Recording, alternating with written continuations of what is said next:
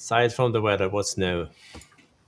There's always something, isn't there? I've got a couple of things that I came across that I found interesting. If you want to share my screen, I do. some tips and tricks and some news. First one here is a post from Marc-Andre Moreau. A fantastic post. I do find it funny, the effort that it takes to customize something, as you can see here in the title. So this is a post on disabling the Windows 11 taskbar search box that we can find right down here for all of your users. The level of effort to do this is, I don't know if humorous is the right word, but it's interesting. So obviously worth a long blog post that essentially you've got to go through a PowerShell script to get this done. So wanted to get this out there. I know we've come across over the last several years, folks that still want to do some customization of Windows, and this is one of the ways that you can do so. Remember when it used to just be a group policy, Johan? Yeah, those were the days. Yes, Checkbox enabled, or radio button, I guess it was. Exactly. Well, Microsoft just wants to make sure that you see the donuts on Donut Day. That's all. That's very important. All right. I also came across this blog post on the Entra blog over at Microsoft. A couple of new tools to help with, or improve rather, some aspects of conditional access. So some per policy reporting. This went GA. It's been out for a little while. Excuse me. But this just helps to determine what policies are effective in your environment, essentially. One of several reports that you can use for that. But another one that I found interesting is in the conditional access UI, you can set some parameters. So there's this what if tool. You can set some parameters, let's say, for example, a user, an application, and an IP address that the user is trying to access it from, that will let you know which conditional access policies will or won't apply within those parameters and why. Well, this is actually going to make it to the API. So you can automate some of this validation, which I found very interesting. I haven't had the opportunity to play around with this yet to see how it works, but the fact that we can actually automate this through Graph is really cool. That might help if you come up with some specific tests in your environment. If you want to automate this, might help you understand if you made some changes that you didn't intend to make, perhaps, or the change that you did intend to make had unintended consequences. So curious to see how this plays out. And then just a couple of other additions here that, again, improve on conditional access. And then the last thing that I came across was Apple related. So there is Apple is running their WWDC conference this week, and they've got a video on device management and identity management improvements that are coming here in the fall, presumably, when Mac OS, iOS, and all of those new versions get released. But not only did they release a video, I came across this nice Reddit post that had put some of the important improvements, sort of the Cliff Notes version right here. And just a couple of that I wanted to highlight that I found interesting. I'm always trying to pay attention to different identity management improvements. And when it comes to managed Apple accounts, we'll actually be able to get a list of personal accounts using a domain. So if we had Johan had signed up for an Apple account with the viamonstra.com domain, and we wanted to take control of that domain for managed accounts, we can actually report on that now, which is pretty cool. And blocking personal Apple accounts from being associated with corporate or managed devices is another great thing. And then also, obviously, quite a few improvements coming, which we like to see. But this one I also wanted to call out for platform SSO in Mac OS. This is actually being added to the setup assistant that you see when you first log in to a Mac for the first time.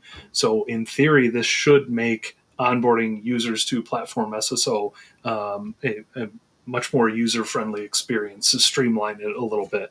So I know a lot of folks are excited about this as well. So if you have Apple devices in your environment, definitely recommend taking the check out the Cliff Notes here, and then take the 20 minutes or so to watch through this video. It's not every day we get a whole bunch of device management improvements from that side of the house. So, And I'm so happy that you finally bought a Macintosh so you can be on top of these things. The only thing I got out of the Apple event was that there was a new trailer for a Formula One movie where when you play it, the phone basically jumps in your hand. It's the haptic sound vibration thingy.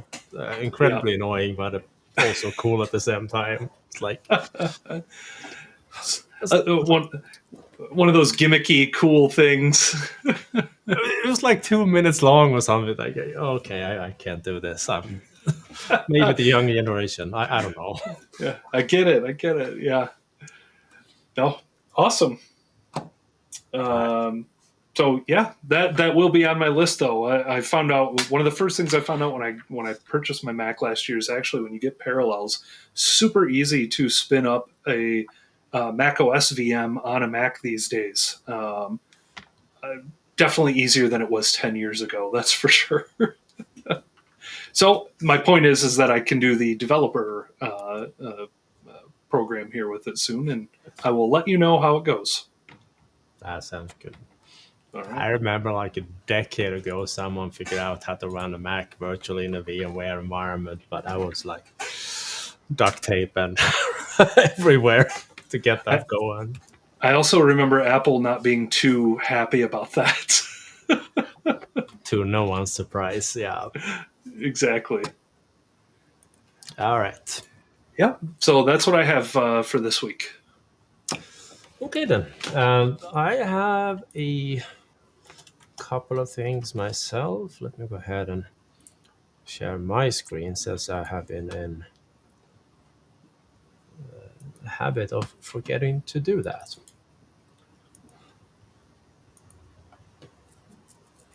How about that one? And I will get rid of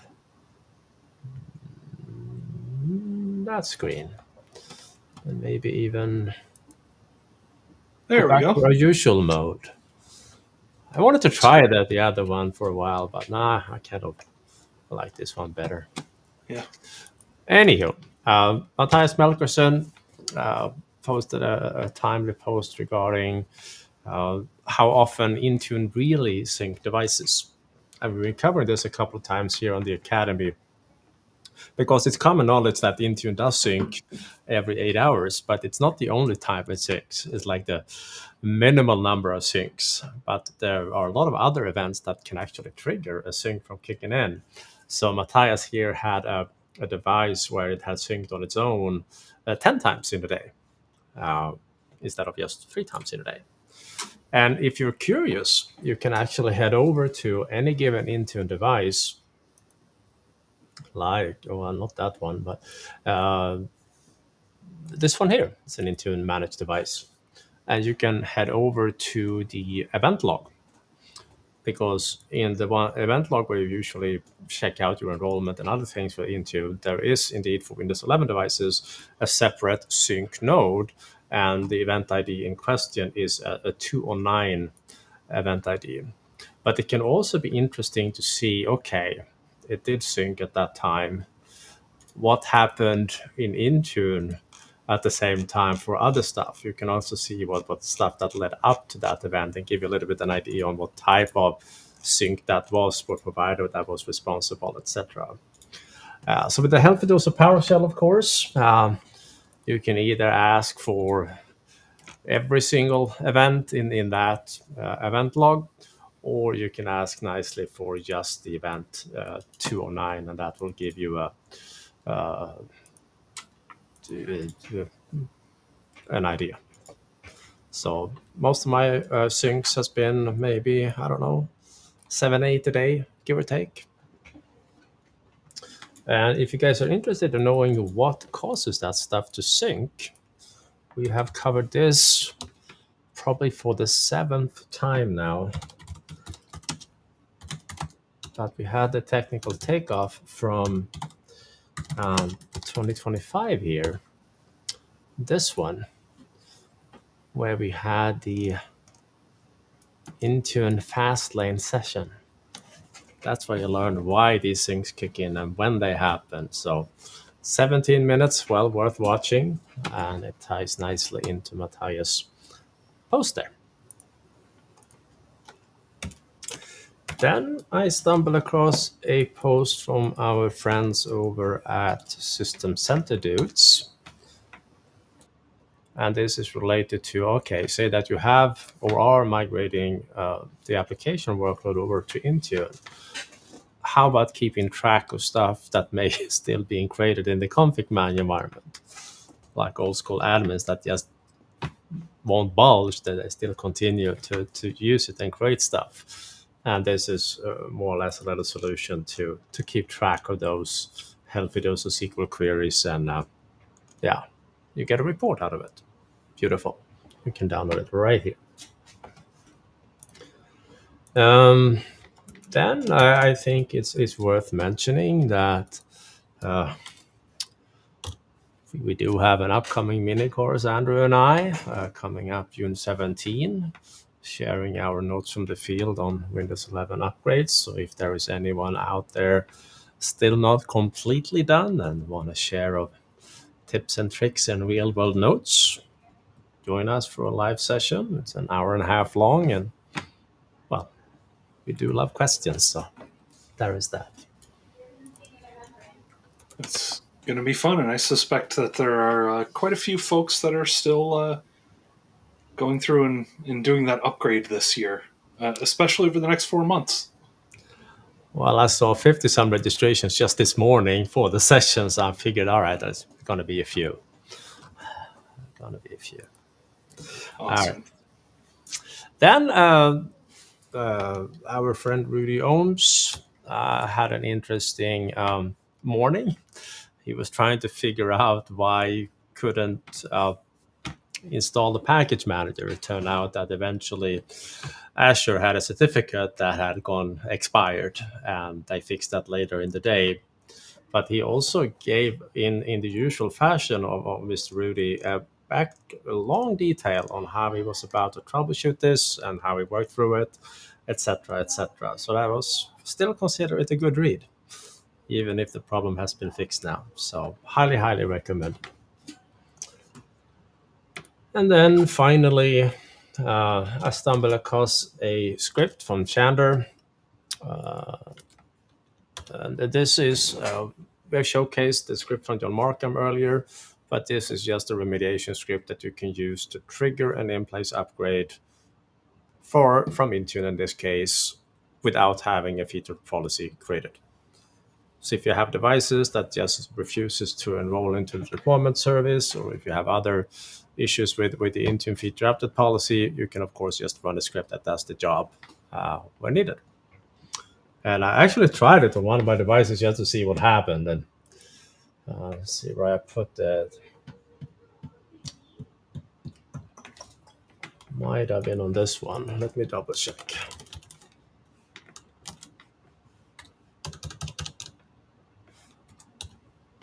Nope, not on that one.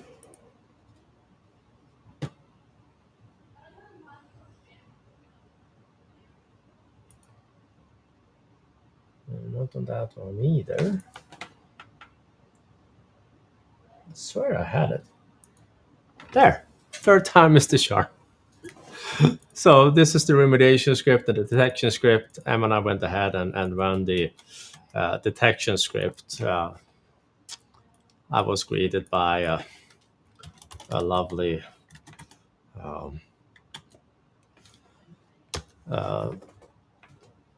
little text message. Yep, you're definitely not on the version you're supposed to be.